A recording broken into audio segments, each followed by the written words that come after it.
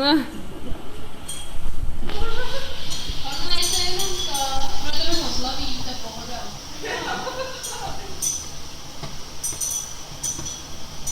Tam vlastně nějaká látka ven z toho. Jo, takový cukcí jsou. Ten stál. To je hezký, to už jsem ho udělala na tom dní otevřených dveří. A to máte, a ono je tak, když tam dáte filtr, je takhle krásně z růžový, tak to není průhledný a není to tak zajímavý. No to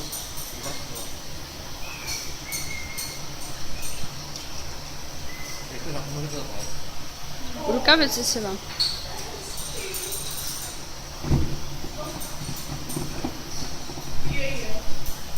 Tam to asi nepůjde moc.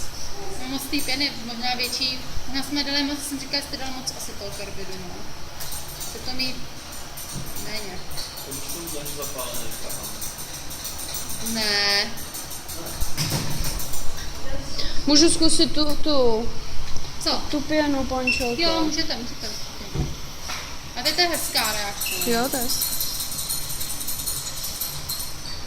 Takže tady to při vlastně rozkladu karbidu vápníku s vodou vzniká acetylen a tady hodlavej. To je to, co jste dneska dělali, ty hodlavý plyny, tak tady je vlastně tady to je důkaz toho, že je hodlavý acetylen.